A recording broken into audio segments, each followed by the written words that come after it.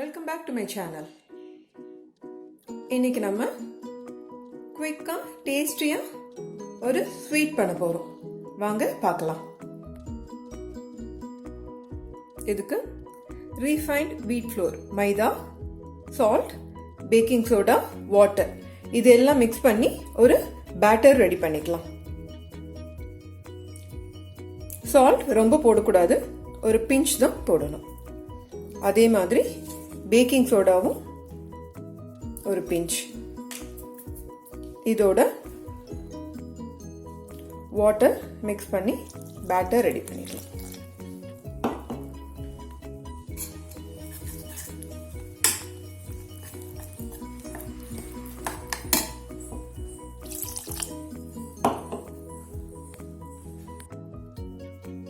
Batter consistency இது மாதிரி semi சாலிடா இருக்கணும். இப்ப இதுக்கான ஃபில்லிங்ஸ் நம்ம ரெடி பண்ணிக்கலாம். அதுக்கு முதல்ல 1 கப் கோகோனட் தேங்காய் எடுத்துக்கோங்க. நான் 100 கிராம் ஜாகரி எடுத்திருக்கேன். இப்ப தேங்காவை கீ போட்டு நல்லா சாட் பண்ணி எடுத்துக்கலாம். 2 ஸ்பூன்ஸ் கீ போட்டுக்கோங்க. இது கூட இப்போ கோகோனட் ஆட் பண்ணிடுங்க. இது நல்லா வதக்கி எடுத்துக்கோங்க.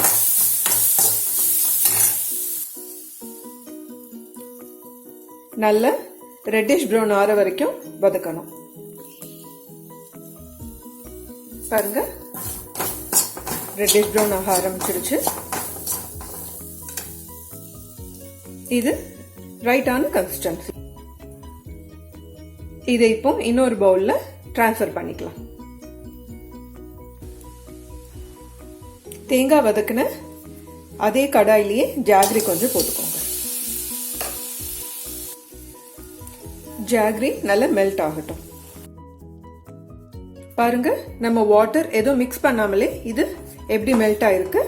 இந்த டைம்ல கொஞ்சமா வாட்டர் ஆட் பண்ணிக்கோங்க.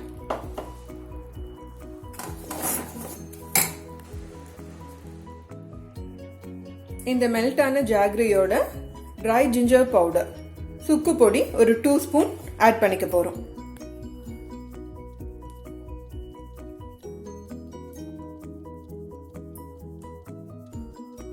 நல்லா மிக்ஸ் பண்ணிக்கோங்க.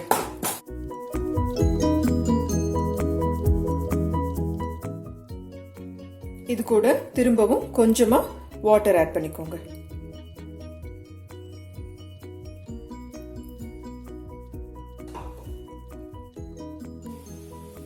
இந்த ஸ்டேஜ்ல cardamom பவுடர், ஏலக்காய் பொடி 1 ஸ்பூன் போட்டுக்கலாம்.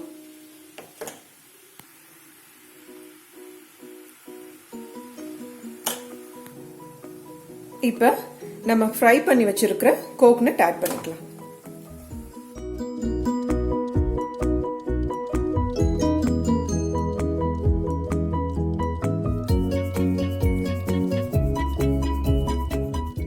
இதை நல்லா வதக்கிக்கோங்க.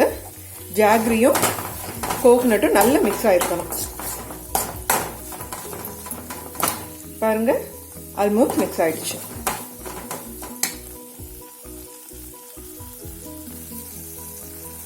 இந்த ஸ்டேஜ்ல நம்ம கீ ஆட் பண்ணிக்கலாம்.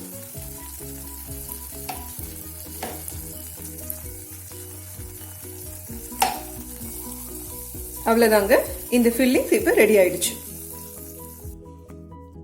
நம்ம ரெடி பண்ணி வச்ச ஃபில்லிங்ஸ் இப்படி ஒரு பவுல்ல டிரான்ஸ்ஃபர் பண்ணி வச்சுக்கோங்க.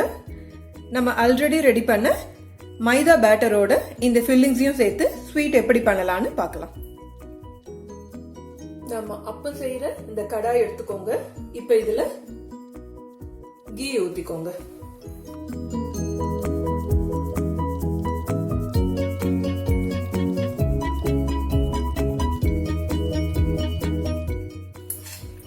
மைதா பேட்டர் இப்படி கொஞ்சமா போட்டுக்கோங்க. எல்லா குழியிலுமே போட்டுக்கோங்க. நம்ம இதெல்லாம் ஃபில் பண்ற வரைக்கும் ஃப்ளேம் சிம்லயே இருக்கட்டும்.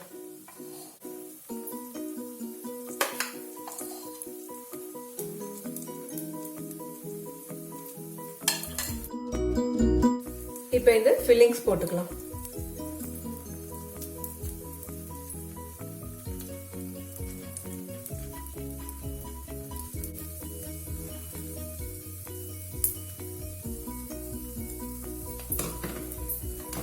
இப்போ அகைன் இந்த பேட்டரை இப்படி வச்சு க்ளோஸ் பண்ணிடுங்க.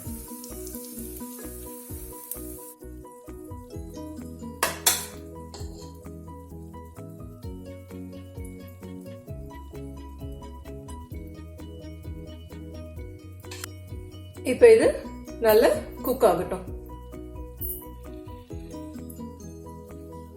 இப்போ ஒரு 1 minute ஃப்ளேம் நம்ம ஹைல வச்சுக்கலாம். ஃப்ளேம் சிம்ல வச்சுட்டு இதை திருப்பி விட்டுக்கலாம்.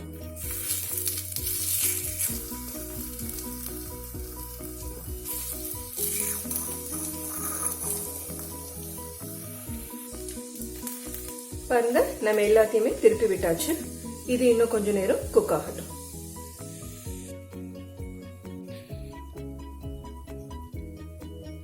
கோகோனட் ஜாகரியோட சேர்ந்து இந்த ஸ்வீட் ரொம்பவே டேஸ்டா இருக்கும்.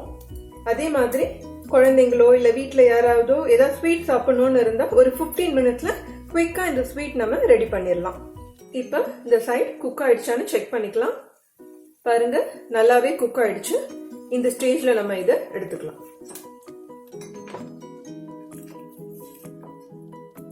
டேஸ்டி குவிக் ஸ்நாக்ஸ் ரெடி ஆயிடுச்சு. இந்த ஸ்வீட் உங்களுக்கு கண்டிப்பா பிடிக்கும்னு நினைக்கிறேன். பிடிச்சிருந்தா please like, share and subscribe. See you in the next video. Thank you.